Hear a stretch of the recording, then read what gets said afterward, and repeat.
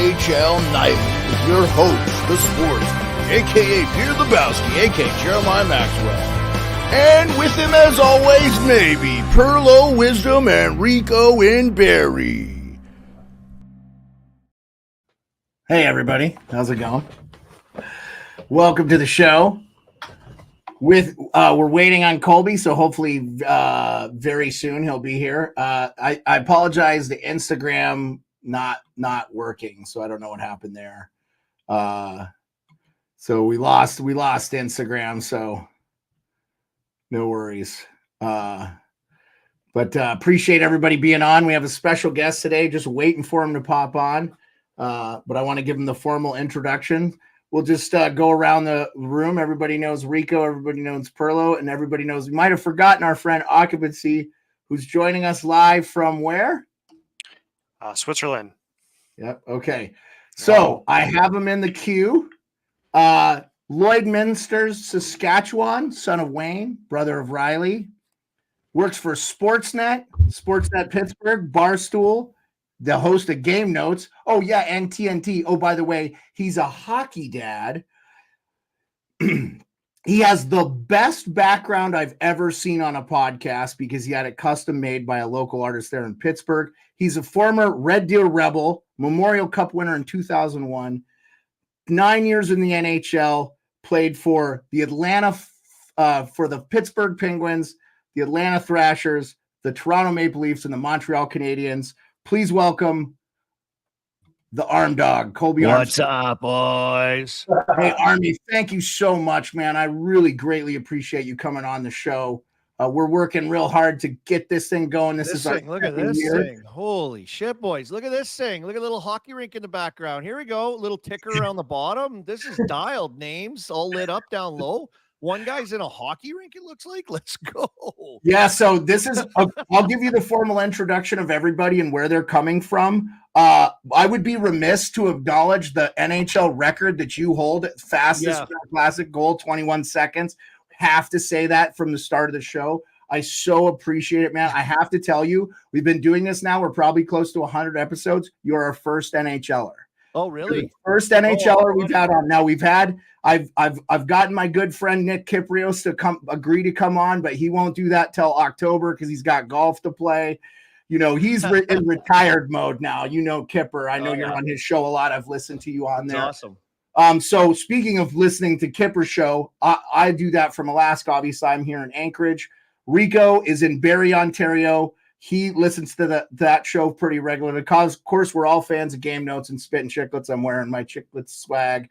Perlo, for the time being, is coming to you live from Edmonton, Alberta. And then our good friend Occupancy, when we brought him on the show, he was coming live from San Jose. Now he's in Switzerland. So he lives in Switzerland. We have our kind of own Merles kind of guy. Yeah, but he's still like puts his background, even though he's in Switzerland, like he's in the Shark Tank still. So credit to him, a diehard fan. I love that. Yes, thank you for the introduction.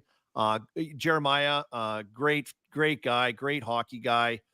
We see him at a few Chicklets events and just positive vibes all over the place. Lots of love, lots of so if any of you guys, nice to meet you guys. If any of you guys are like him, just good people. That's what he's all about. So it's an honor and pleasure to be here with you guys as we are on the footsteps of another hockey season coming underway, and all the excitement and anxiety that comes with that, depending on what kind of personality you have or how many jobs you have. In my case, I just got back from NHL Media Day in Las Vegas, so saw all the stars coming through there and sat down with every single one of them that they've sent.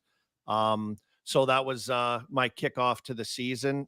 So I'm excited seeing all those guys. Of course, they're all in peak top shape, so you get to see them in their gear on the ice, and I'm like, damn, these guys are ready to go. Let's talk about that real quick before we get into a Metro Division preview. Obviously, we'll be Pittsburgh Penguins heavy because you cover that team regionally. But what stuck out to you there? Like, you got to see Bedard up close and McDavid. And how does McDavid look? Does he look like, are they coming for the cup? Like, you played with Sidney Crosby. I mean, you know what that intense focus looks like from an outside perspective, like standing next to a generational player. what did you get from that media day? Was it just fun and enjoyable? And I know it was fun and enjoyable. And for me, getting to meet new guys, I love that. And, some teams send some guys that you don't usually think would be there, or you don't, I haven't necessarily met yet, or don't get a lot of chatter. For example, Shane Pinto from Ottawa, who I found to be an unbelievable guy. Like, I want to be friends with Shane Pinto. This guy's unreal. But in general, just the questions of preparation for the season and where they're at, it's incredible to see. And I think I get them a little more disarmed a little bit when they come to like my area, as they're doing headshots and they're doing all the media car wash stuff that they would have to do. And mine's more casual in conversation. So I get them at like a nice point kind of thing. So they're pretty relaxed, but at the same time, it's incredible. Like for me, you mentioned Sidney Crosby, who I've known a long time and cover. And thankfully, one of the coolest parts about my job now in covering the Penguins is getting to watch him and his magic every single night. So lucky, but he's preparing and going into his 20th season. And, I'm 41 years old, and I played with guys that were like 40. I played with, Gary Roberts and Mark Recchi and some of these guys early in my career that were older guys. And, just to see him, and I'm like, in my head, I'm like, how are you still doing this? Like, why are you doing this at his age, 37, and where it might go? But to see like his willingness and dedication and love for hockey and his answers. Cause like I ask him, I'm like, dude, how you doing this still? Like it's a lot mentally and physically to prepare yourself. And especially the way these guys do, the training that they do, the on ice stuff that they do. I ask them all those questions on how they get ready, what they work on. And just like Nate McKinnon too, like the mind of a beast, man, the mind of a beast. Connor McDavid taking time off, obviously long season, and just not on the ice as much, feeling more refreshed. And it was cool to see kind of, I wouldn't say like a content feeling. There's definitely like, he wants to win. He's driven like crazy, but he's like at a great spot from what I could tell of being prepared personally to do what he has to do for his team to be the best. And that's, through him and like just his mental space and clarity going into a season, and taking care of himself and his plan. So, yeah, I mean, it was great. It was hot and heavy, man. They get like 15 minutes with each guy, and it's just like rapid fire. So my brain was mush when I got out of there. Doesn't help that you're in Vegas too, right? Like you got to have a dinner, you got to wheel around a little bit and check it out. So weren't you doing hockey parent stuff while you were in Vegas too? No, I didn't. That was strictly a work trip, man. I was there for business. I was dialed. I was on ice. I did second season of Colby's Couch on Sportsnet. Right. We got a better couch. We got a way better couch. The couch is better. We upgraded. I don't know if we have sponsors yet, so we're still looking for those because it's just very get out there and sponsor couch thing. I know. Yeah. What are we doing here?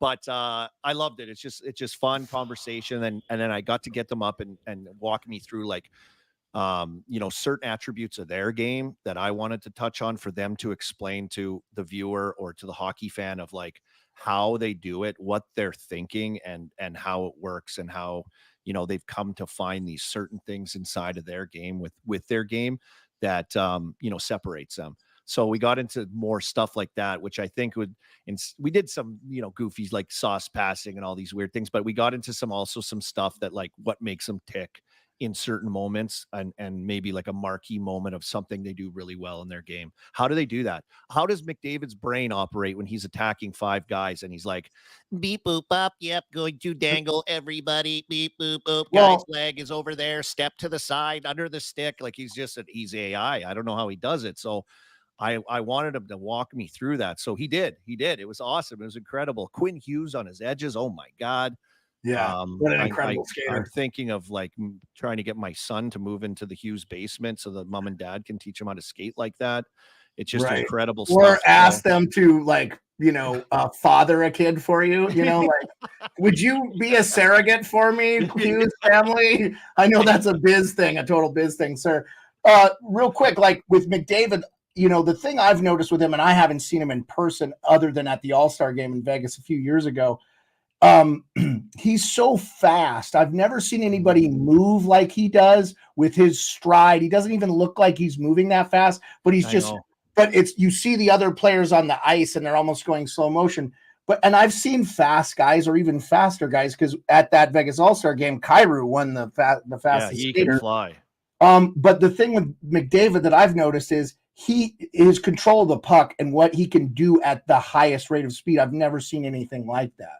Yeah, and you know what? I got him to do some kind of attack. We didn't have much room, but I got him to walk me through, like, coming at me and what he tries to get me to do. Or, it's all putting guys on your heels. Like, he is a on your heels guy. Obviously, we've come to see panic crossovers become a thing in the NHL now. When those kind of guys are coming, the defensemen are like, whoop, whoop, whoop, whoop, whoop, whoop, just trip him. I would just trip him. I know. Like, what can you do, right? I did the same thing with Nathan. Take the penalty. I mean, I got Nathan McKinnon to go on the half wall and come off the boards like he was attacking me at the net as I was a defenseman coming out at him, trying to, like, figure out a plan. And he gave like a little push, and then he did that McKinnon crossover that he does, where he jumps, like what he's known for with that gallopy crossover. And when he hit that, it was another thing altogether. Like, I've never seen a powerful, explosive crossover attack. And when he decides what he's going to do with you and he does that, it's over. You have no chance. So it's on another level. And to see that up close and personal and get them to like walk through it with me and still see it and have them describe it, to feel it, and for my brain to process like how that feels and what they do to you, what they make you do, and how they just naturally react to that. That was so cool to me. So stay tuned for cool things to come from some of these stars. And it was great. I to did get my boots wet down in Vegas with the boys and get into the start of the season here. I did see you in like full regalia on ice on socials with Sidney Crosby. Let's jump right into that, man. I heard you on the Chicklets preview talk about the Penguins. Obviously, hugely disappointing season. They didn't make the playoffs last year. Anytime you waste a year with maybe arguably our generation's greatest player in Sidney Crosby, it's probably difficult thing to swallow. I know you loved. I heard you talk a little. Just for when we were at the Frozen Four, I had the luxury to meet Cindy McGrody, Rucker's mom, and I got to talk to her a little bit. A mutual friend, Colby Cohen. I know you know Colby. Yeah, great guy. He knows their family pretty well. His dad, he was there in the USHL with him. So, what do you think there? What's shaping up for Pittsburgh this year? How do you like where they are, and obviously, where do you think the big questions are? Yeah. I think, lots of new faces for one. Like, that's one thing I noticed. Like, they've added, like, the thing with them is, yes, they have an aging core, right? And they have guys that have, been through it, and they're going to be here, and Letang and Malkin and Crosby and Carlson. And, but at the same time, this team has been a team for the last, I don't know how many years now, that has gone for it, and their cupboards are fairly bare, and the minor leagues are a little quieter than they used to be when the likes of, Brian Rust and Connor Sherry and Tom Kuhnackel, like, they're finding guys out of nowhere that were coming up and being like huge in their lineup. And that hasn't been the case in the last number of years. So I think what Kyle Dubas is trying to do is gather draft picks for one. Made a trade. Rebuild the farm system a little bit because Rutherford might have depleted it as well. Yeah, and rightfully so, right? Like, if I'm a Pittsburgh fan and I want to watch my team, and I've got generational talent and we've got this expectation, like, if I'm a fan, I'm like, why are we sitting on our hands? Like, let's go for it. And that's kind of been and the boys' complaint, and even other fans around for Carolina. It's like, you guys are good, yeah, great, but like, when are you gonna take a shot? Like, when are you going to try to do something? And they did this year, and that was a Jake Gensel trade. And, the Penguins are able to recoup a bunch of picks off of them and prospects. And I think that's obviously a tough decision for the Penguins. He's playing shotgun with Sidney Crosby on that top line, and what that's going to look like. But I think it's a fine balance of, yes, being competitive, and yes, trying to win, while also mindful of, in the next few years, what the cupboards and what the organization is going to be looking like health wise. And so I think it's a dance right now that you're trying to play. and while being mindful of the future. So I think it's challenging, but look, they've got like 7 new guys coming in, some guys that is a chance or a shot at, that maybe it could hit. I think it's like low risk stuff. I don't know how it's all going to shake out, boys, like with the lineup, with the guys they have, versatile guys, but like I think they have like 6 like centermen, like who's going to play wing. And I know guys can play wing and have played wing in the past, but that's something for them to sort out as they build and make this team. And then obviously the trade that got Rucker McGroarty here, who you mentioned, Jeremiah, and a guy that I think is like a hockey player. I think he's a honey baked kid from like played in the Detroit area programming. His dad's like big time into hockey, and he grew up around the rinks and like just like an all around 200. Yeah, his dad's a coach, Yeah. USHL, I believe. Yeah, and a rink rat kid that just loves and breathes the game, and I think he plays like a pretty robust like little bit of spit in his game too. Like we saw him crush that guy at World Juniors in the finals against Sweden. Like he has that to his game as well, which I think the Penguins need some of that too. Yeah.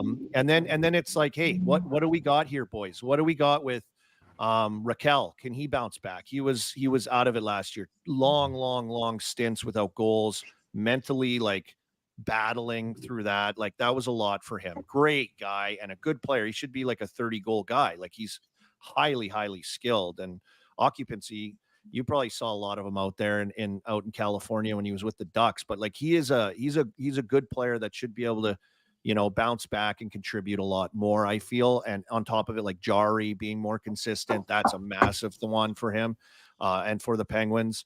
And then how everything's just going to shake out. But talk to me about Raquel. You think he's 30-goal guy? Am I talking out my ass? What's going on?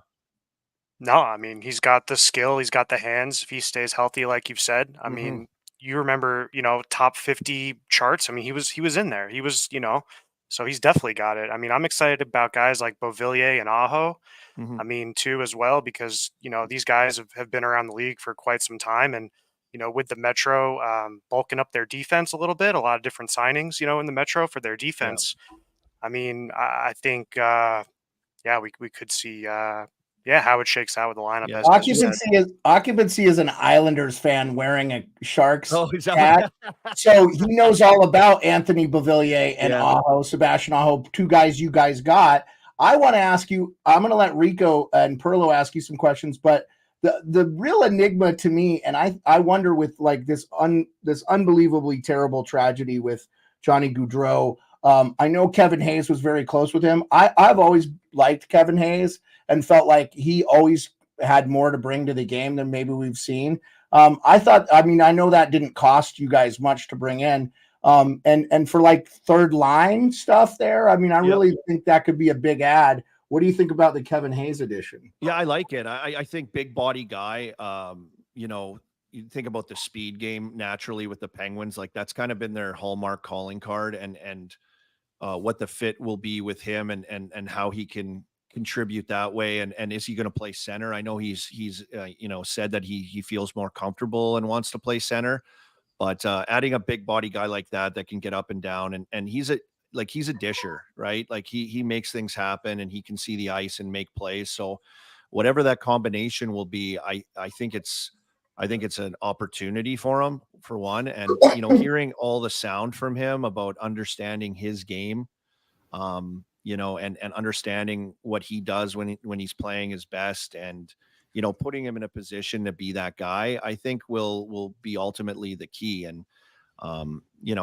sure he'll add and have that first unit if they decide to put him there. I don't know what the power play situation might look like with some of the personnel, with the way it ended last year. But, can he be a net front guy? Can he also be a half wall guy on the power play on PP2 and really upgrade that? And, so there's lots of options, I think, for him to really showcase his ability and talent and skill here. And it's kind of like I think for him, like a veteran guy that's been on a few different teams and has found some successful seasons, it's kind of a chance for him to kind of rewrite his own year this year for like how he's going to contribute and how he's going to play. Cause you're right, Matt. You're right, Jeremiah. There's something there with him. Obviously, like he's a talented guy. can it pop? Can he be in the right spots? And obviously, I think he's hungry to kind of, put his foot down on what he wants to be while here as a Penguin. So, and then you get in the room with Crosby and you got all these guys and it's like, you have no choice, man. It's time to go. You got to go. Yeah, go ahead, Rico or Perlo, if you have a question about Pittsburgh specifically before we jump into the Metro for the ARMDOG. Go ahead, Perlo. Oh, I thought you were going to jump in. Okay. I've always had this question. I've been a huge supporter of Puljujärvi. I don't know exactly what transpired. We hear things in Edmonton. He's like a maturity issue or whatever the case may be. But I thought for sure going to Pittsburgh with Crosby and those guys that this guy was going to take off. And I'm still believing in it. And I'm wondering if you see it too, that Puljujärvi still has a really good chance to put out full commitment. I just can't see anybody rubbing elbows with a guy like Crosby and it not rubbing off on him to put out that kind of full commitment that I think maybe might have been lacking a little bit, possibly. Yeah. I know he's had some hip issues, right, Perlo? Like he had some hip surgeries and stuff that he's had to overcome and, fix up and deal with. But, when I saw him last year here, and when I think he's at his best commitment wise as a player, in my opinion, is his big body. He gets in on pucks, he forechecks, he can retrieve pucks, he can make plays, and then get to the net, right? When he's doing that consistency, if he's with players that can, prop him up in that situation, I think that's when he's at his best. He's not going to be like a line A guy on the outside, like wanting to, set up that shot and dangling. Like that's not his game. He's more meat potato style guy. It's crazy actually when you're around him, how huge he is too. Like he's a monster of a kid. Yeah. And I think the potential there for Dubas and bringing him in of what he could potentially be coming off of injuries and feeling much better. So he's got a year under his belt of like getting into the swing of things. And I'll be curious to see, what he looks like through this process of camp and where a spot might be for him, if it's down in Wilkes-Barre in the American League, which he started at last year, or if it's up full time and contributing in some fashion or not. But that's what I see. Like he's got to be on it. He's got to be that meat and potatoes guy. He's got to be a puck retrieval, forechecking guy, and he's got to play a simplistic style game in and around the net. And when we've seen him, when he played in Edmonton with Connor, like that was what he did. That's what he did for those guys when he was on a line with those guys, just that style of game. So yeah, I'm curious too. Like there's a lot of guys here, like Blake Lizotte, like they've got all these kind of guys. Like what can they be? I think Blake Lizotte's energy and spunk and play and tenacity is also needed. And, if Puljujärvi can kind of do that in the big man game, he could be a good fit and find some success and chip in when he can. Yeah, I actually forgot he was still with them. I wasn't sure he was a part of the bring back. So that's good. He had a 2-year deal. He got a 2-year deal. So we're going into year 2 of that right now for him.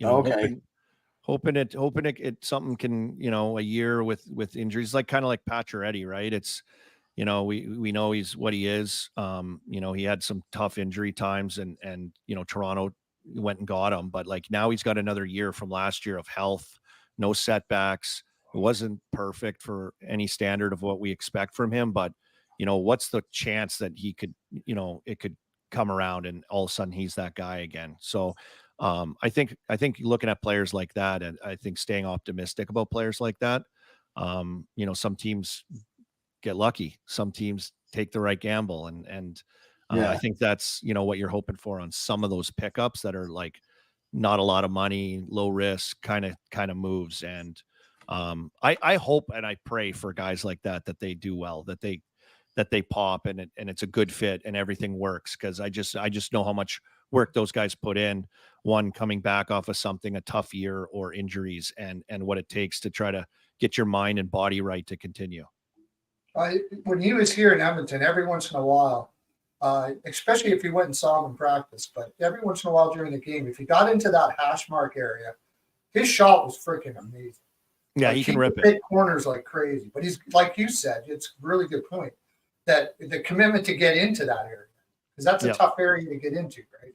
So and consistently. Yeah, And size is something a lot of times it doesn't translate on television. I remember seeing Chris Pronger play in a preseason game here in Alaska, and it's a very long story because the game was actually supposed to take place September 11th, 2001. The Sharks were going to play the St. Louis Blues, and the St. Louis Blues were in town, and 9/11 happened. Obviously, we're just off that. But Chris Pronger was this behemoth of a man. When you see him in person, it's like, oh my God, he looks 25 feet tall. It's like ridiculous, you know. And probably the nastiest hockey fight I ever saw was in that game. And the game that was not played between the Sharks and the Blues stayed in Anchorage and played an inter-squad match against themselves. And Mike Keenan and this Walker rookie kid, I can't even remember his first name, beat the bloody pulp out of each other. And I'm like, they're on the same team and they're fighting. It was like little Scotty Walker. No, it wasn't little Scotty Walker. This was like a rookie kid. He was a big boy. And Doug Waite went after the kid, and Mike, of course, Mike Keane, you obviously remember Mike Keane. He was on all those Dallas and Avalanche Cup teams and stuff. So, just before we move off the Penguins and start talking about the Metro specifically and where you kind of feel like the Penguins will shape out, obviously they're always going to be in games for the most part because of who their captain is. But who's a guy, and I know you've talked a little bit last year about some young guys coming up from Wilkes-Barre and stuff. When we will talk about Lehigh Valley and stuff, a little bit about Flyers, because I know your brother, is it Riley, works for Lehigh Valley. So I want to, and Mishkov was there. I want some maybe what did you see from him? Yeah. But who's a young kid that maybe, I know we talked about McGrody and stuff, but a guy that I know there was a kid you were high on last year. Like, I really felt like the one thing, and I know Biz has kind of talked about this, that Pittsburgh lacked a lot of toughness in their lineup. I didn't think they were pushovers by any stretch of the imagination. And I feel like the way the game is going, you don't have to have a Tom Wilson or whatever on every team. But who's a young guy that you see coming up that could make an impact there for Pittsburgh? An Army, maybe a young Army. One guy that popped last year, a career year for him, is Drew O'Connor, and he's been a guy that I'm like, what's he going to be? What's he going to turn out to be? How is he going to be a contributor here? What's his role? What's his game? And he kind of took it upon himself and he took it upon himself and just kind of exploded last year and found himself a powerful, straight line skater. But he just went to another level at creating and making plays the second half of the season. And what I saw from him and what he could be, I'm kind of excited about. And I think the Pens, I don't think knew what they had with him a little bit either. And could he hit, could he turn into this, or what could he actually be? And putting up 16 goals, 33 points, he completely crushed his career highs and, pushed himself out of a fourth line penalty killer situation into a guy that is a contributing guy that can play top six, can, drive play and make things happen. And that was super exciting to see his game that way. And so going into this year, who's he going to play? He's going to be able to sit on the top line. Are they going to slot him in with Gino now with, moving people around? How's that going to work out? But he has the ability to play third line, second line, first line. And I think that's a good problem to have if you're Mike Sullivan and the Penguins of where he's going to be. But he's a good kid, getting to know him. He's got that light in his eyes, he's figuring it out. And he's like, oh man, here we go. He's having a time. And so I think with a good summer this year coming in, stay tuned for what Drew O'Connor could do, because I don't think we've seen it yet. Awesome. Does anybody else have anything Pittsburgh related before we move on for Colby? I got a quick question for you. I mean, Tristan Jarry, do you think he can solidify himself as a number one goalie? I mean, he's played well. I think he's been Pittsburgh for about 8 years now, but he's going into a second year of a 5-year deal as well, too. I know Nedeljkovic is behind him as well, too, but where do you think Jarry takes his game? You think he could be a true number one there in Pittsburgh? Yeah, Ned played well and stole the net at the end of the year. Sorry, what the heck? You're okay. You're okay. Morning throat, you get up and you're just trying to clear the pipes. You just got to get it done. But I'm grinding right now, boys. You're breathing that clear Pittsburgh air, man. Come on. Nedeljkovic played good, stole the net, and you know, to your point about Jari, like what can he be? He has to be that horse. He has to put it together. He's had great runs. Like he'll go on runs where I'm like, you know, he's the guy. You know, he goes on runs, and I see it consistently where, you know, I get to watch him all the time. Where when I see that, I'm going, okay, you know, lots of talk about the Four Nations Cup and Canada's goaltending, and you know, I think, you know, if he's that guy, he could be one of those guys.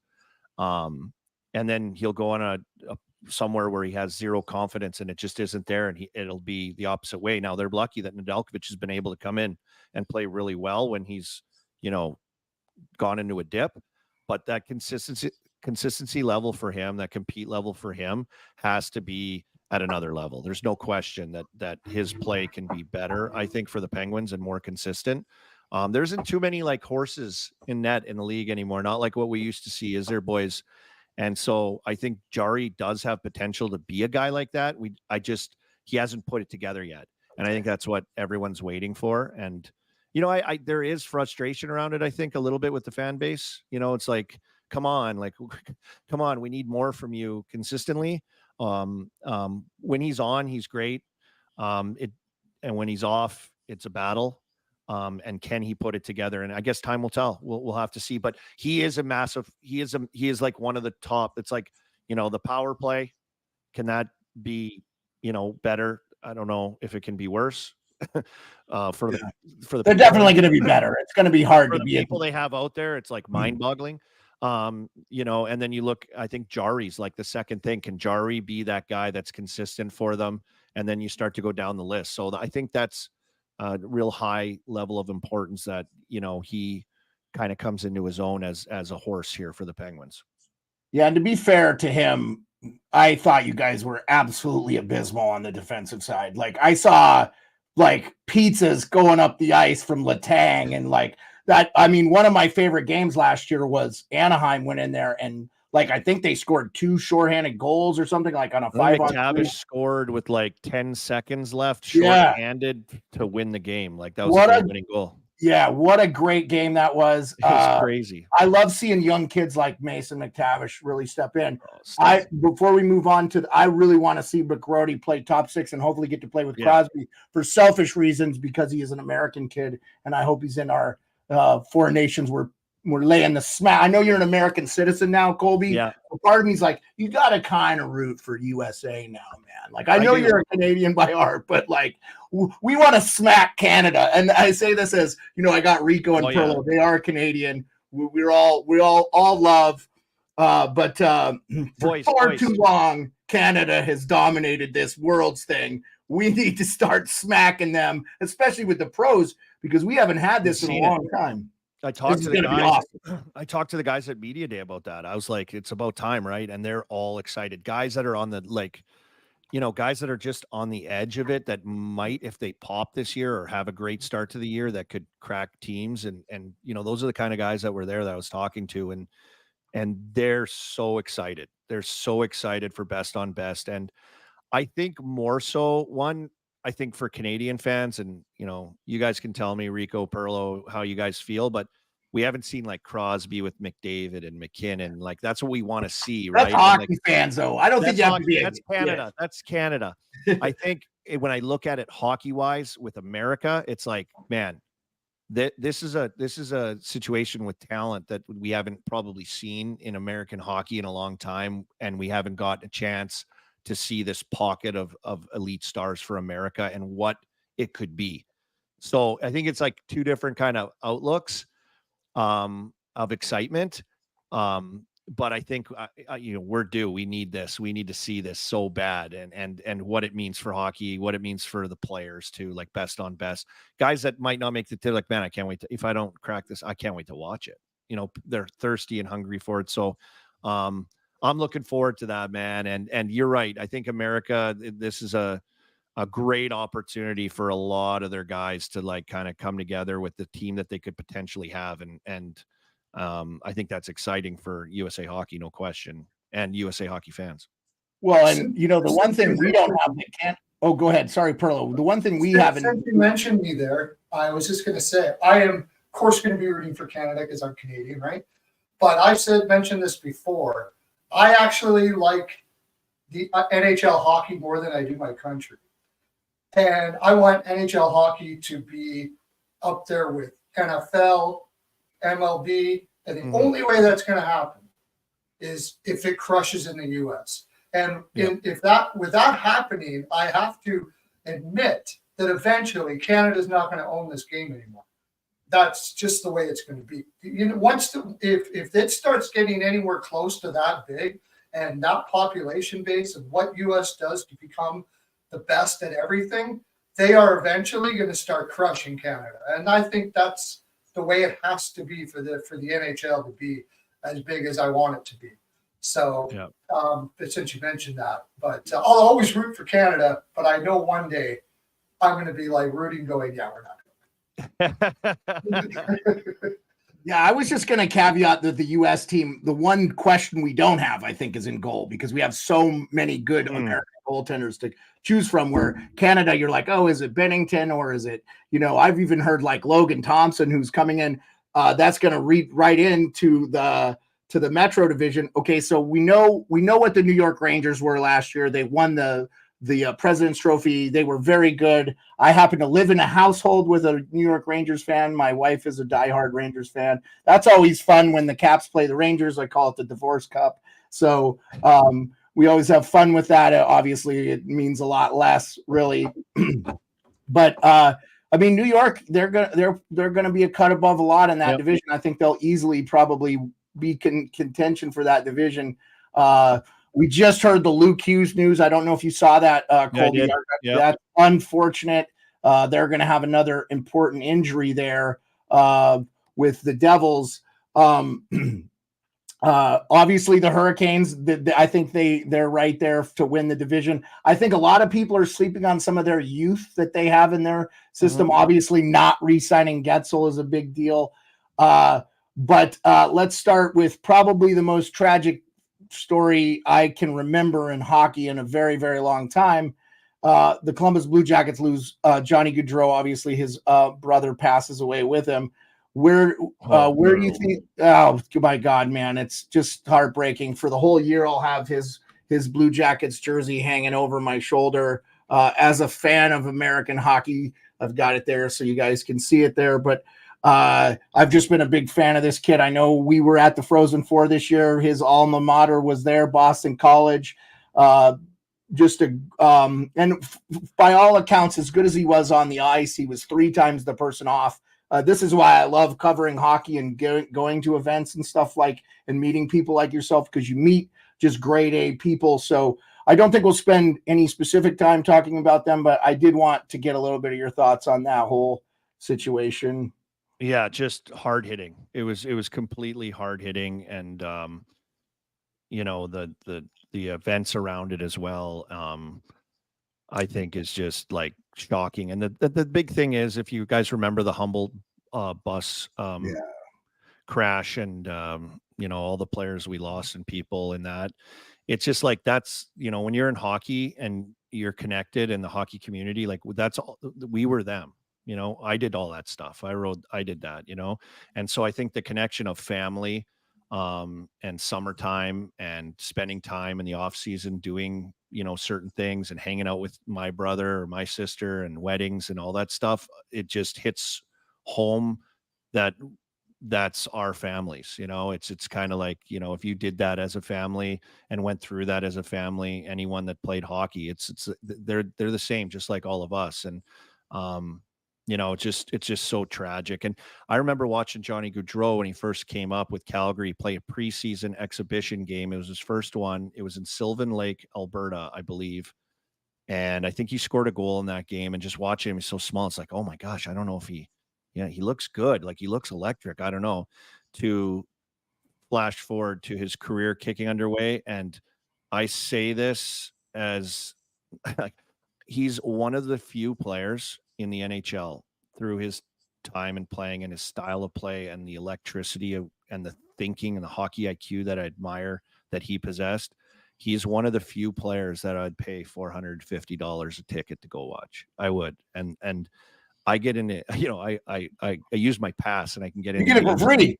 yeah, I try to get in the press box and I, I work that. But if it came down to it, I had to take my kid to watch a player. He was that electric and cool for me to watch, like just a gift to our game. And obviously a role model for a lot of players and a lot of smaller players in our game too.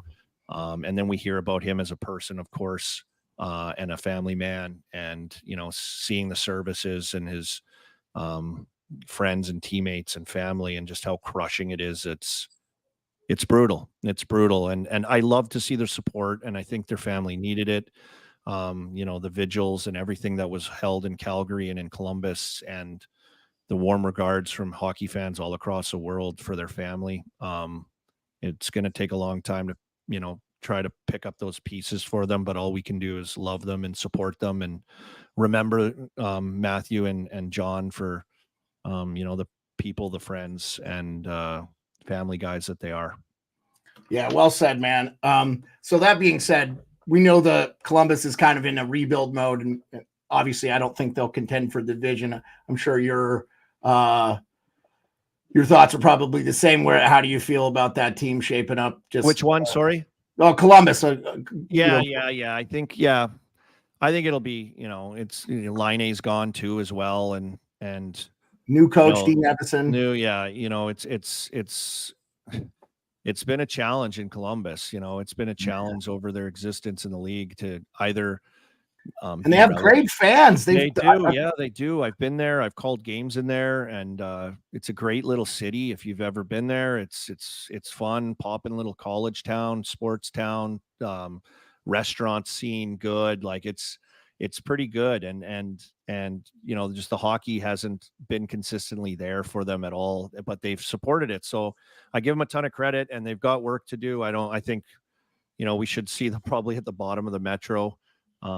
And that's just the way it works out. But I'll be interested to see, with Evison and now Don Waddell in there at the helm, and kind of what can be in the future for this club. And they've got some good prospects too. Like they have some good players, and it's just a matter of making sure you can be relevant enough and compete hard enough to keep guys, because we've seen them have good players. And we've seen mass exoduses of players coming out of there over the years too, right? So, just build the health of that team and that program and that organization, and it makes it even harder, obviously, with what transpired here this summer, with one of their marquee guys. So, I'm interested to see the changes and how that can help kind of put this team back on its feet and kind of start to some kind of trajectory, right? I really like Marchenko. Yeah. I think he could turn into a real built player for them. He'd get like 15 goals in like 15 games, or like, he was lighting it up. Like he's unreal. Yeah. And then all of a sudden he'd be healthy scratch for like 4 games. It's like, well, it's gonna, I don't know. They had some weird, Frank Cervelli pointed this out a lot too. They had their coach made some real, like, what were they doing with Kent Johnson? There are a lot of questions there. Obviously, they needed management change at wholesale levels. So it's good to see, after the Babcock debacle and stuff, like, just good to see. Yeah. I know you were inadvertently a part of that because you're part of you work for Barstool and you're part of Chicklets, so you get some heat there. The thing for a guy like that, and just like I said, we've met a lot of good people in hockey. I've talked to people, like, there were, I've heard people that worked at the arena in Detroit hated him. And I'm like, why would you ever even interact with a coach? But that this guy would go out of his way to like belittle staff workers at the arena. He doesn't deserve to work in hockey. So, man, at the end of the day, last year at this time, I was at NHL Media Day when the Chicklets episode dropped. I remember you saying that. Yeah, I was like in the hornet's nest in there with like all the media writers and everything. Yeah. I shared this on Chicklets the other day, but I was like, I was just trying to do my job, and then all of a sudden, like, everything went crazy, and I'm like sitting in there, and I'm like, oh my God, I am watching something huge happen here with like all the top dogs in the building and trying to handle it and taking information and call. Like, I was like, oh my God, what's going on? So, and somewhere Mike Commodore was having a kegger and having a party, right? So driving an Uber, but I love that. But I love that guys like him are honest about how these coaches treated him, because like I said, this is such a sport filled with amazing human beings. We don't need people treating people badly. You can, I worked in the military for 25 years, and I found as a leader, I got a lot further with my soldiers when I treated them like human beings instead of acting like an alpha asshole and then I was entitled. So anyway, I do want to. The thing about this whole Metro division is it feels like it's going to be a meat grinder. Pittsburgh's going to be better. We talked about them. The Flyers were in the playoff mix with John Tortorella. Now there's a coach I would play for. Yes, can he be tough on his players? Sure, but like outside of that, he's an unbelievable person. Speaking of military, I believe his son served as an Army Ranger, so pretty outstanding. I know your brother Riley works for the Flyers organization in Lehigh Valley, so he's gotten to see a lot of these young Flyers kids, Brink, some of these guys that are starting to bash heads with your Penguins on a regular basis. How do you feel about Philly here? I mean, they're going to be much improved. I think they definitely will compete for a playoff spot. Yeah, like they did last year, right? And right, I think they were in it. I think that it's a reflection of I think Torts and just the demand to be hard to play against and consistently be that. They fell off at the end of the year. I think Sam Erson was put in a tough spot, obviously logging a ton of games, and he stood on his head. He played he played great. What will that Fedotov be?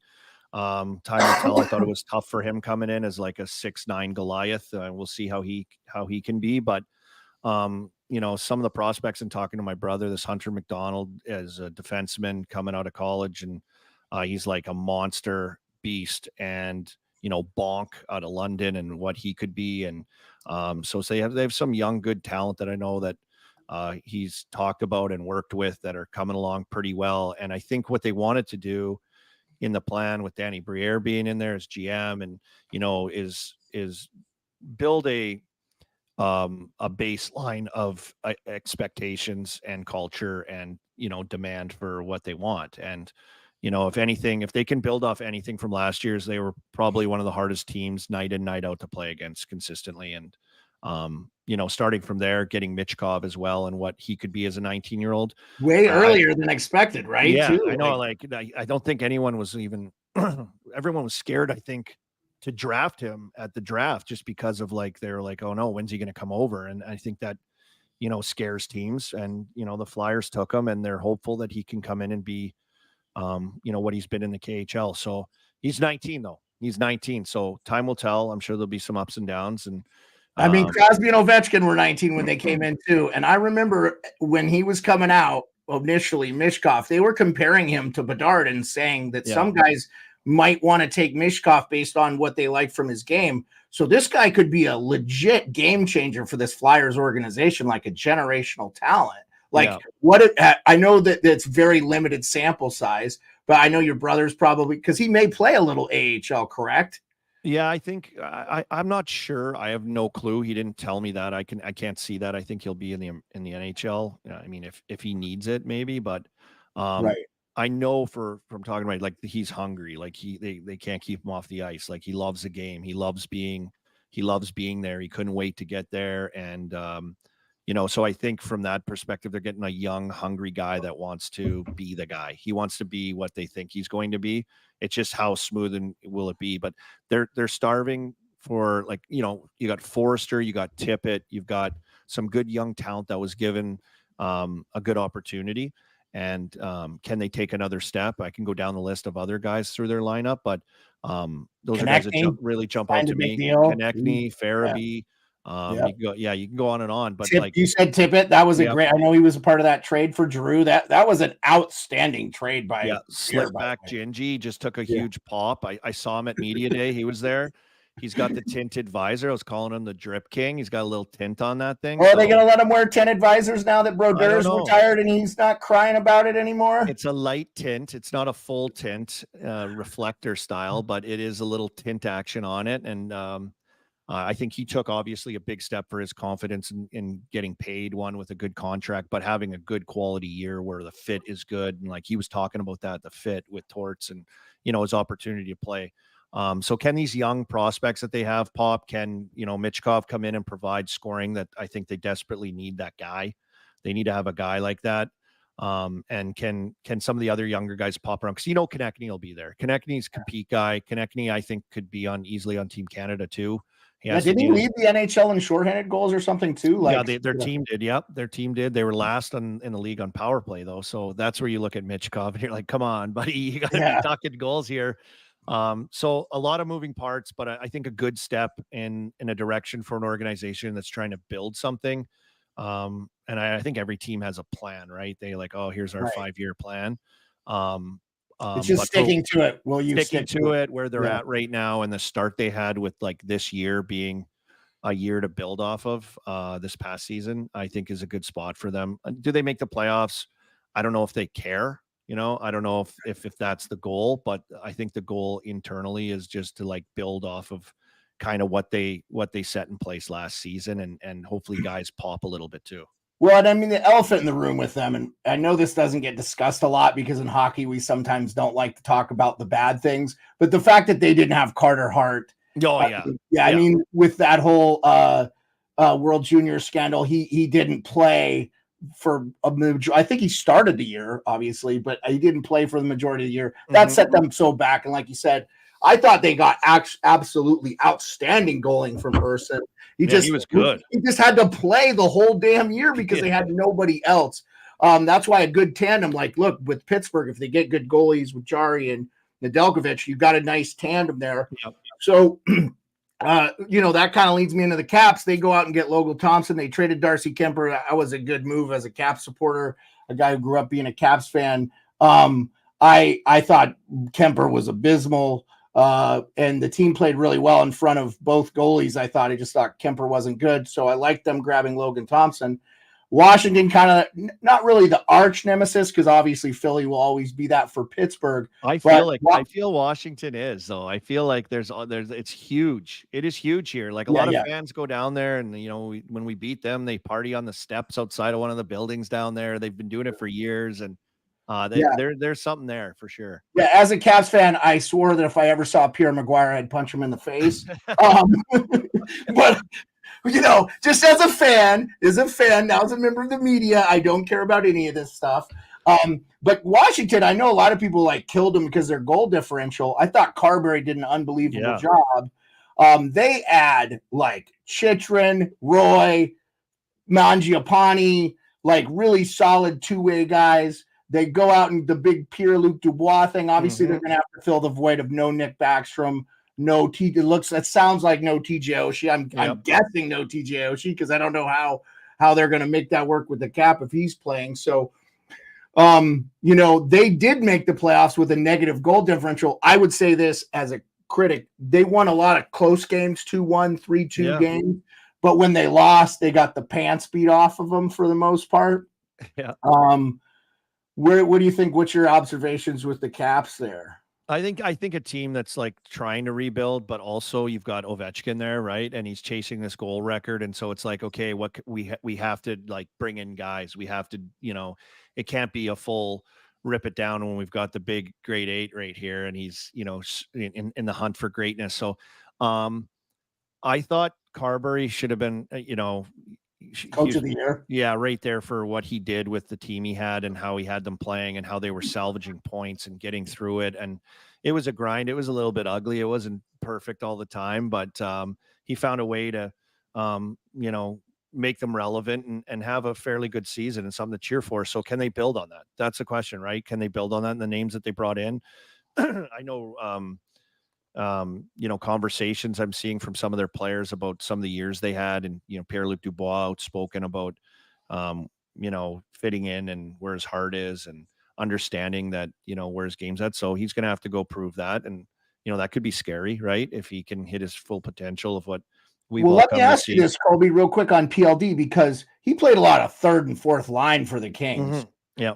Especially they play a shutdowny style game, big body shutdown games, right? So, but he's going to play top 6 for the Caps, no doubt. Yeah. You're a guy who played both. Just talk about the difference of that. Yeah, the difference of I guess psyche, preparation, awareness of what you have to do that night, getting opportunity to be that guy too. Like that's exciting for those guys. I think, opportunity with certain players as well. I think, can really spark guys.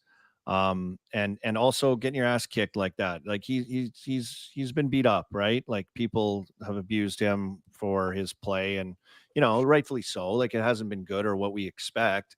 So he has an opportunity. Still 26 years old. Jill still he has an opportunity now to salvage and come out of this. And I think guys rise to occasions of that. I think guys are hungry. I think guys are competitive and want to be good. So, real good opportunity for him, which, like you said, his age, we know how big he is. He's been criticized for his foot speed at times, but I've seen him when he was in Columbus totally take over a series in playoffs and look fast as hell. And where's that guy? And I think that's what people have in their heads. And can he hit that potential? Can he be that guy? And then it's a big move by the Caps to go take a chance on the potential of a player, surrounding also being in the midst and around and amongst a record that we all never thought would be touched. He has an opportunity to be a part of that too, which I think is motivating for guys. So I think they'll be tough. I think they'll be a tough out. I think they'll be well coached. I think they'll be structured. I don't think they'll be run and gun by any means. They don't have the speed as we saw with Carberry and what he did last year and how he kind of pulled the reins and tightened things up and gave him a chance to win. And I think we'll see that a little bit again. And can guys pop and can guys come in and fill holes of some of the names that you mentioned, the Backstroms, Oshis, others, to fill in. So I think it just leads back to like what you said off the start, like meat grinder of the Metro. Like, what is it going to be? Who's going to step up? Who's going to have better runs? Who's going to play tighter, better hockey? That's kind of probably going to be the calling card of the middle to bottom of this division. I'm going to let Occupancy ask, because I don't want it to be too one-sided here, about his Islanders. And then if Rico and Perlo want to ask you about anything specific. We didn't talk Devils and we didn't talk Rangers yet, but I don't want to take all your day. But I do want to kind of like crescendo this Metro conversation. So Occupancy, go ahead and start the convo with the Islanders. Lunatic Islanders fan. Great. Yeah. Oh, definitely loved going to the old Coliseum back in the day. That was a great place to grow up and see a bunch of games. But, Colby, a theme we talk about on the show sometimes is kind of the speed of the game. Mm-hmm. I mean, I think the Islanders, and as we know with Amarillo and the way they're built, I mean, is really not to me the 2024 game. It's you had your fourth line, your Clutterbuck, Martin, Cizikas line there.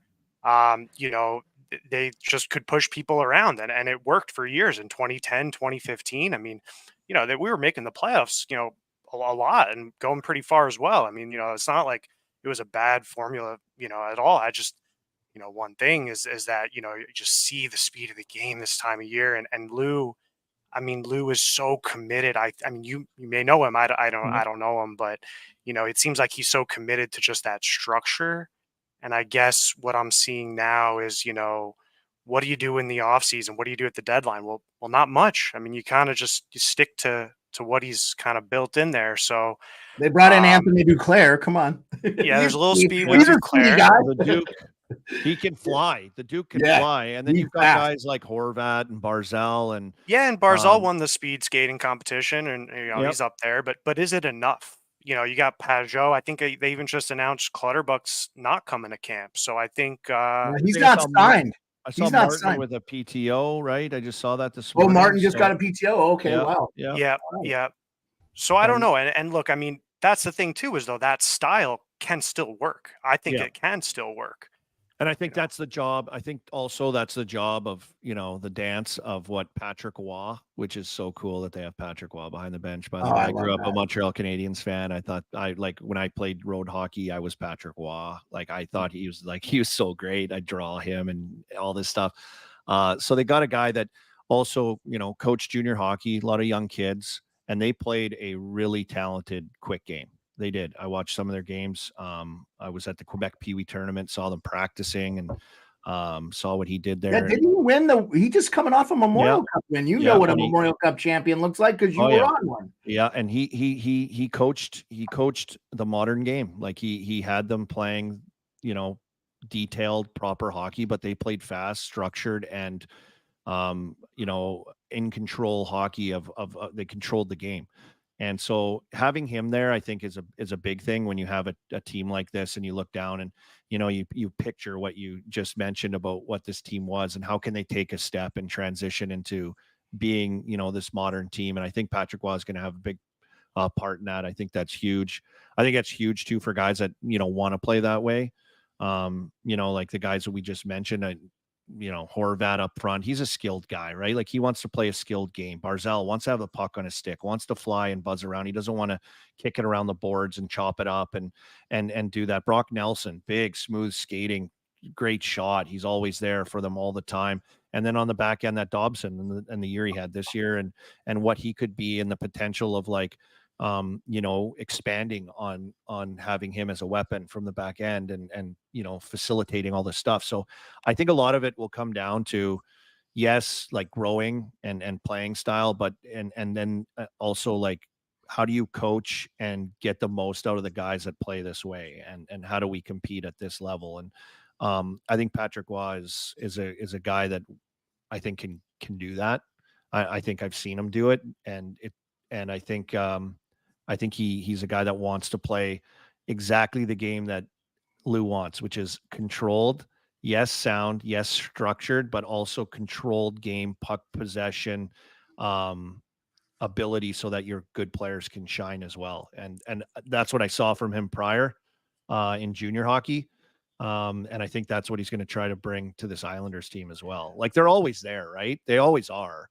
Like they've got good workhorses. They made the playoffs. Yeah, they can play that game. They find a way. It's how do you take a step off of that, right? How do you have these other guys around that, skeleton of play to like let them, sing. And I think he's a guy that can get his team to do that. Yeah, well said. I mean, it's actually really happy to hear that because I didn't really know too much of Waz's experience. I mean, obviously we know him as a player, and his brief stint, previously in the NHL, but to hear crazy, that pushing on the glass. But he's grown as a coach since but that's really cool to hear that, he sees the game as it is, 2024, and that's let's see if he can get the guys to do it. That'd be really great. I think they're always a tough out, right? Like there always are. Like in the Metro, they always are just there. They're always there. And I think they'll be there again this year just because of that kind of skeleton of play that they have. They're just a really hard team to play against more often than not. So I want to ask you this real quick, just in so I always think of goalies as like the catchers of hockey, and they, catchers know baseball so well. They know all the aspects. That's why you see a lot of former catchers become managers. And I feel like we're, like Patrick Roy, I'm like, he's such a hockey mind and he saw the game. You listen to like you firsthand have been on the panel with Henrik Lundqvist, and you listen to all this knowledge spew out of his mouth, and you're like, my God, he just knows where the defenseman should be, this, that, and the other. Yep. They know the game so well. So I thought the Patrick Roy was one of the greatest signings. Obviously, I love that. Imagine being a goalie though, and Patrick Roy's your coach. Like you're like, hey, how did I do tonight? Well, but like they don't have an excuse there in the pipes with Sorokin. They have one of the best goalies in the NHL, so that should not be a factor for them. And if anything, I expect that kid to get better. Mm-hmm. The cool thing I heard from Wall was that because they asked him, like, how are you going to help out Sorokin? And the cool thing I heard about him was like Tortorella does the same thing, but this is even greater because he's one of the greatest of all time. Said they talk to the coaches. Yep. That's very seldom do I even mention anything to a goaltender because it just confuses them. I didn't like it when I played, and I don't do it now as a coach. I thought that was awesome. I thought that was awesome. Yeah, do your job, right? Do your job. Well, and Belichick. Are you kind of familiar with why we have this renaissance of Russian goalies before we go on to the Rangers and Devils? I don't know like the backdrop of it. So, I don't know like in the KHL, Colby, just so you know who Vladislav Tretiak is, maybe the greatest goalie of all time, played for the So he implemented with the KHL, the Russian goalie, they would not allow more than one foreign goalie to be on a KHL team. So every team had to have a Russian. And then he implemented this whole nationwide goaltending plan. And look at what we've gotten out of this. Yep. Vasilevsky, Sorokin, Shesterkin, Bobrovsky. Well, Bobrovsky's a little bit prior to Tretiak's thing, but obviously Russian goalie, Varlamov, the other goalie that's there in the island. They have two good Russian goalies. So you're Samsonov. I mean, now we've got Fedotov, like there, your brother may see him there in Lehigh. I don't know how they're going to do their thing. So the guy's 6'9" or what, it's like Chara and net. It's like, it's not even fair. If I was a shooter, I'd be like, this is bullshit. What happened to the Darren Pangs? Don't you wish you got to shoot against Darren Pang? This is the idea of the old Islanders owner, what he wanted, right? He wanted the massive sumo wrestler in net. Why don't we do that? I think that was one of his ideas or a walrus. Yeah. What a great idea. Yeah. Okay. Go ahead and chime in, guys, but let's talk. The Devils, obviously upsetting news, Blue Qs, but they bring in, I thought Jake Allen was incredible for them down the stretch. Obviously, him being a Habs fan. He was there, did well. Now he did pretty good for the Devils. They bring in Markstrom, obviously Pesci, Nosen. They bring it. I mean, I feel like they're going to contend for the division easily. Even with the Luke Hughes news, that's upsetting, but they just have so much talent and depth in their whole organization. Fitzgerald's done a really good job, I think, asset management. I know Pasha was a little bit disappointed. The one guy you would like to see a little bit more from Holtz. I think they had to get rid of a couple of guys. Kevin Ball, some guys had to go somewhere else. But what do you think of the Devils? You're going to see them a lot. So yeah, I mean they're electric. They're probably one of the fastest teams in the NHL, if for sure the Metro. Stylistically, I think health, we saw them as well, just hammered last year to key players. Dougie Hamilton gone for the whole year. That was huge. Most teams can't lose the top one defense. Hughes, Hischier, they all missed time. Key guys just really missed time, and and then there was the goaltending thing before they did get Allen to try to get some, something in there, some kind of presence in there. And now getting Markstrom, all the players they added, I think Paul Cotter too from Vegas. Depth, speedy, like he's like Miles Woody a little bit, but maybe a little bit potentially could have some good touch to score goals. So you see that one where he went between his legs and tucked it in. Like he's got ability and talent, but a guy's hungry looking for a chance, and he's going to be on a good team. And so they added some guys with fit. I think they looked at fit, like wants and needs. And then the rest of it now comes down to just like getting it done and staying healthy. And I think for Devils fans right now, I saw Merle's posted a picture of the busing with the boys at a Michigan game, and Luke Hughes was there in support of Michigan, and his arm was in a sling. It was like the giveaway of the century with this news that before it broke, he was in the background of the picture. Oh, I didn't even see it. Yeah, look on Merle's social. It's kind of crazy. Like it's like Will Compton at the game doing their thing, busting with the boys, and then there's Luke Hughes on the field against the wall with like some of his buddies, but his arms and it looks like it's in a sling.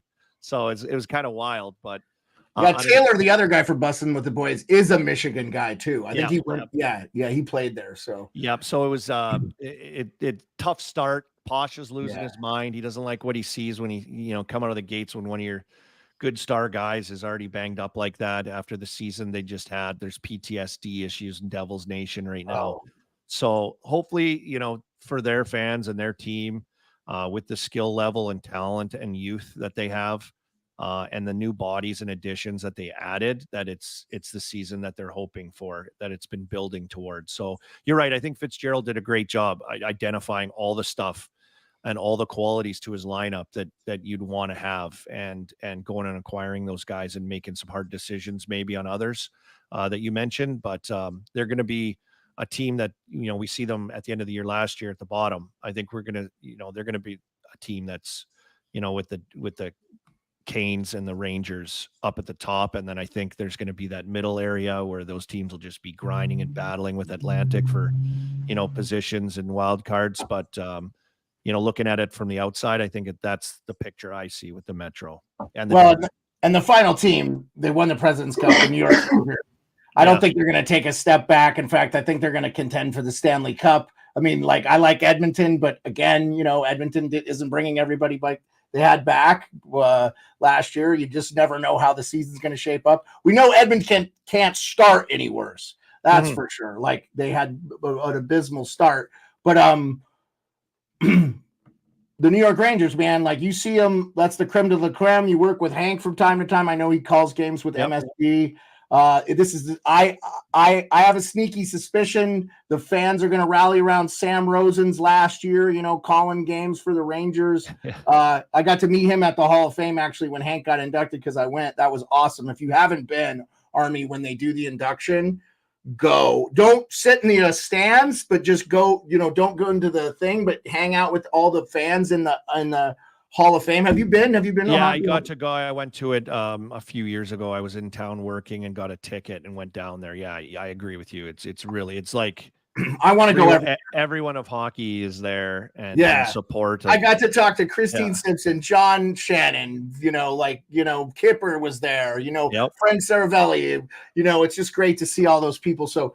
And I got to shake Hank's hand because he was getting inducted to the Hall of Fame. So you work with him. I know the standard, nothing less than a championship, but it's been a while. 1994, we're talking 30 years since they won a cup again. It's been a long time. Not without success. The Rangers, what do you see from them? Yeah, I mean, they're a powerhouse team. They're a powerhouse, and it's, looking at their lineup top to bottom, forwards, in the right place. You've got guys that can play kind of any way you want as well. I loved what Trocheck and the importance of what Trocheck is. Pittsburgh kid here. He was awesome. He was their best player in the playoffs by far. He just two-way guy that can score. He's pivotal in the bumper position on the power play. That's electric with, Mika and Brad up in that area with Fox rotating around all over. It was electric and, hard on face-offs. He was really good in the circle. He was a rat in your face too. I think, having guys like that in spots that shine with this team, I think you're right. I think they're a team that. Let me caveat to that, shining in spots. We talked Metro, or we talked Atlantic with Sam McKee from Real Kipper and Bourne, and the question that always gets brought up about the Toronto Maple Leafs is like Marner doesn't show up in the playoffs. Mika Zibanejad, kind of streaky guy. I've always told my wife, I think this guy's a great player. I always loved him, but he's streaky. Yep. He's a guy who'll score 5 goals against your team. Of course, he'll do it against the Capitals for sure, but then he'll kind of disappear at times in the playoffs. And Panarin, I thought Panarin was excellent in the playoffs this year. I don't think you could knock on him.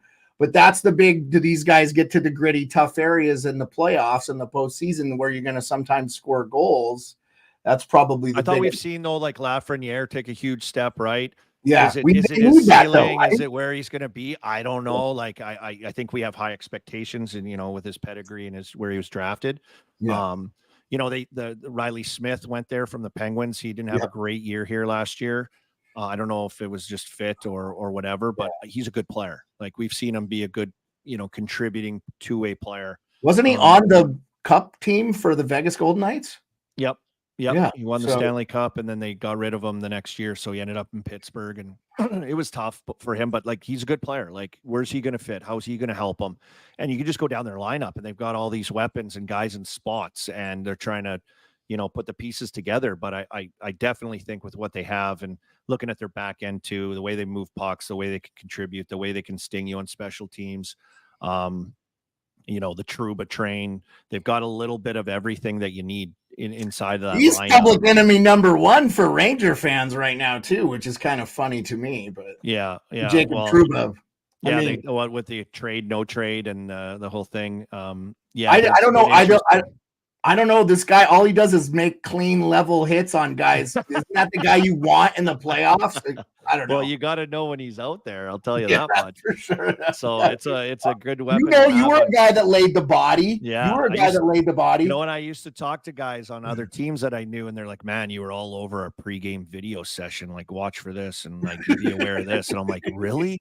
And I kind of love that. I kind of love that I was in the kitchen, and that's what you have to do. You have to prepare, and teams prepare for certain guys, and he's a guy you have to know that's out there, and that's always a good thing to have on your side, I think. And so, yeah, they're probably the marquee. Can New Jersey come in and push and pump in there? It seems like Carolina has been the toast of the Metro for a while, but I think the Rangers and the potential of what the Devils could be maybe the two teams to watch in the Metro this year. And it's always competitive though. Like, I feel like it's always like, one of the more it's a meat grinder, slugfest meat grinder of a division in the NHL as you can get. So I think it'll be a race right to the end for some of these teams in playoffs. It's like, do you have 4 teams in, or do you have 3 teams in, or what is it as we look over to the Atlantic? And that'll be the question. Can some of these middle teams we've seen Pittsburgh. I've seen Pittsburgh trying to battle to get in there and that, falter at the end to make a playoff spot. I think some of these teams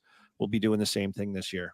I think with the Atlantic, you're definitely going to see the teams that are good, but like, we still don't know, like, what is Ottawa? What is Montreal? What is at NHL Media Day? I had that Shane Pinto there. I'm like, hey, what's taking you guys so long? Like, what the hell? What are you guys? I asked him straight up, and he's such a beauty. He's a character. He's like, you laughed it off, But like, that's a question I have, because it's like, I had them making the playoffs last year. So I'm like, oh man, they've got some talent. They've got some pieces. No, you were not alone, Army. There were a lot of guys. I'm like, I could see them kind of being this, like, this kind of like undercover team that arrives, Don't you want it for their fans too? Like, I would love it for their fans. And I'm like, you guys want to rank, like, just like play better. Right. The fans will build the arena for you. They'll be marching downtown to get it done. But it's like, it's a team that's exciting. So there are those teams, the Red Wings, the Sabres, the Sens, that I think their fan bases are kind of like, okay, we're almost there. When's it going to happen? Okay, anytime now, boys. Hold on. Yeah. So it's going to be an interesting year, I think, all around in the Metro, yes, but in the East with some of these teams that could be newcomers on the block, and teams that I think hockey fans who follow the league are waiting to see. Okay, like, yes, okay, they've arrived. Well, Army, I really feel like you've given us so much of your time today. I want to let the guys ask any final questions. Checks in the mail, Jeremiah. Checks the invoice. If you have a charitable thing that you like something to donate it, I would love to do so, man. You are class. Thank you so much. Like I said, first NHLer we've had on this show. I just really appreciate it. Does any of the guys have a final question for Colby before we let him go for the day? He can go have some lunch there and be with his family, and probably got to take the kids to practice. I mean, Army, you live your postseason life like you played the game of hockey. You're a grinder, getting into the gritty areas, leveling people, and I love that you're having all this success. I hope I am a big fan of you. I hope you get everything you want out of your hockey post playing career. It's awesome to see you on Sportsnet. It's awesome to see you on TNT. I love game notes. I would love for you guys to push it back a little bit because it comes on so early here. But we've had discussions about it. Just to let you know, we've had discussions about making it proper, finding a time that would be proper for our fans. Don't accommodate the guy that lives in Alaska, though. I mean, like, I'm the worst. Like, I'm always going to be like, I don't want you to feel bad about that, but like, there are times I'm like, oh shit, game notes. Like, it is on the front of our mind of like making it so that it does work out for the West Coast. And what is that? And so we have talked about that. So we'll dial that in, and we appreciate it. I appreciate it. I've loved the exposure of meeting so many great people through some of the stuff I've been able to do, whether it's in the league or fans or, just hockey people, like what you guys are doing here with this podcast. And Yeah. So we do a lot of awesome. gambling talk like you. That's regular season. Yes. That's what this show is. We just do it every day or 4 days a week. Yeah, there's lots to chew on, boys. Here we go. Get ready. Yeah. Perlo, occupancy, Rico, they're all great at that. I don't gamble. It's not legal here. It's kind of a major pain in the ass to go to do stuff. So I like to do a little fantasy app stuff, but for the most part, we talk the game. We talk about the game, and then these guys, Rico might be the best goal-scoring prop guy in the history of everything. Occupancy is all into the analytics. He's doing all that now from Switzerland and a hive mind computer thing he's working. And Perlo works for guy Tony's Picks, so he's going to be doing full-time gambling like every day on the internet here with Tony's Picks. So that's kind of the juxt of our show. But we still want to talk hockey and love the game and love talking to personality. So I really appreciate you. Great mix of guys, everything you need, just like building a team. There you got it. I love it. And I hope you guys have a successful season. I know there'll be some ups and downs, right, in the gambling business, but sure. You just stay consistent, hang in there. And I hope we all have a great, safe, healthy season this year. And I hope the hockey's just lights out for us. And at the end of the day, we get best on best come Four Nations Cup, guys. So it's going to be good. It's going to be great. It's going to be awesome. And we're like a year away from the Olympics, right? Or a year and a half away from the Olympics. So that'll be great. Real quick, guys, any final thoughts for Colby? I got a quick question for you. So obviously you're a man of many hats now post-career. Like, is it something that you thought about as you were kind of getting to the end of your career that you wanted to do something to stay in the game media-wise? Or is it maybe like once your career to stop at the end and then you're like, hey, what do I do? Or like when did you kind of start having thoughts about maybe staying in the game?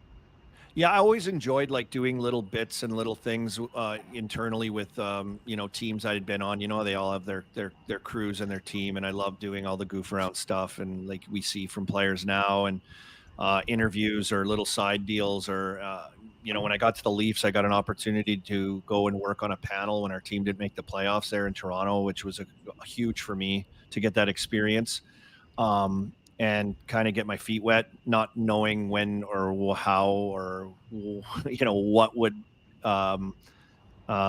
happen in my career at the time. And it's kind of in the back of your mind. I had my mom tell me like, hey, you should look into doing something like that when you're done. And like, as any player, they're like, yeah, not even close to being in my brain. Like I just didn't even think about it really. But I am more than grateful for opportunity I've gotten. One, like to come in and get my feet wet at Sportsnet right when they got that big rights deal for the NHL and get worked into a lot of different things, whether it be Hockey Central at Noon radio show, which was on TV, which I loved doing, interviewing people on there and getting my feet wet, trying that stuff, to being and getting chances to be on panels, to then doing commercials and features and sit downs and all these different things. And it just continued to grow. And yeah, I'm a grinder. I'm not afraid to dance for my dinner, and I'm thankful that I'm still involved and around our great game and our great players and our great people. And I could be digging ditches in Saskatchewan. So this is a blessing for me to be able to continue and do this. I love it. And what did the ditch digger make in Lloydminster, Saskatchewan? Not much.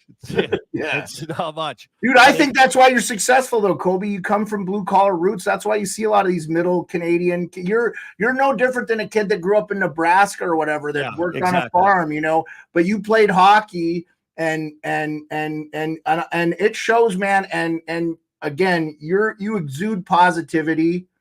Thank you. And you're doing a better job every year doing interviews and stuff like that. You can tell the players love talking to you because dude, you're a legit player. I mean, look, you got traded for Hossa, for crying out loud, man. I know. Me and five other guys, but yeah. Well, we can leave that out.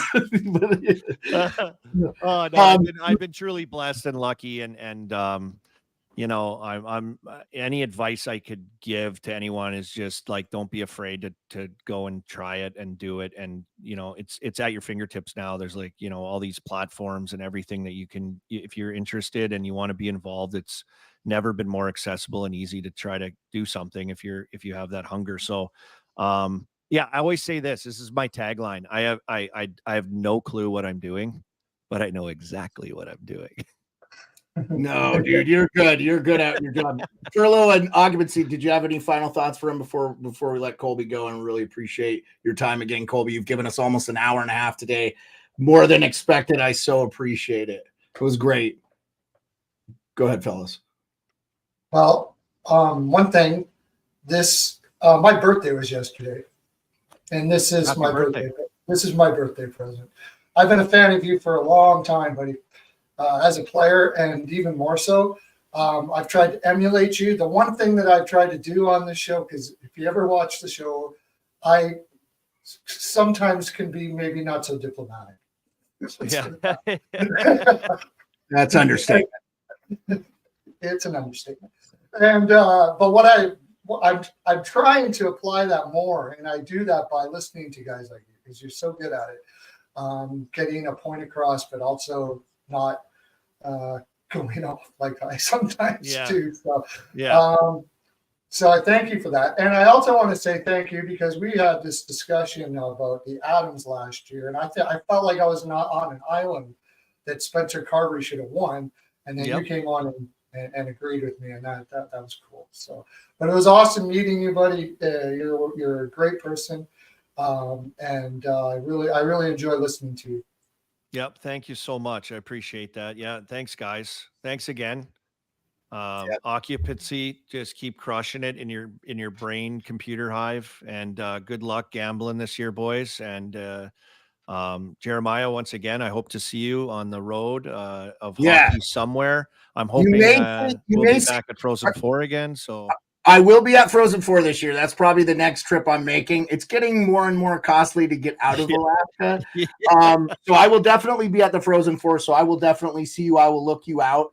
And then Rico may make the Spit and Chicklets Cup in London. Are you going to that? Let's go. Are you going to that? So I tried. I went to the one in Vegas, one of the ones in Vegas, and then I tried to go to the one in Buffalo. And my wife and I got COVID. We actually had to cancel our Airbnb. It cost us like $700. So but again, it's just so hard to get, and we both got COVID and couldn't go. This was like 2022 or whatever, 2021, I don't know. So I haven't made the Chicklets Cup, but those are great events, and you get to meet Biz and Whit, and those guys are as class as you are when you meet them in person. They're really good people. Obviously Merles and Mikey Grinelli, and hopefully RA. I know RA won't be at this year's Chicklets Cup, but those guys are great guys. So yeah, man, I look forward to seeing you. And then hopefully one of these years I'm at Media Day with you. Yeah, buddy. I mean, I'm a 47-year-old phenom, man. So it's like I'm trying to do it with a big beard, and people got to talk to the beard, man. I hear you. Good for you, buddy. Yeah. So yeah, safe travels to all you guys on your journey this year with hockey, and cheering for your teams and your picks, and keep sharing your love and knowledge with all the hockey fans. And yeah, that's it. That's what Thank you so much, man. I appreciate you. Go get some lunch. I know you probably got to pick up some kids from hockey practice. School's getting out soon. So I really appreciate it. Yeah, you gotta fill the boiler, boys. You gotta get, get it going here. It's lunchtime out east. So yeah, and I appreciate all the kind words, guys. Yeah, thank you again, Colby. Thank you so much for your time. Appreciate you guys, everybody. Thanks again, Colby Armstrong. Drop Colby out. Thank you. What an awesome guy. Got to get him and Merles on one of these times. We'll talk more gambling specific stuff.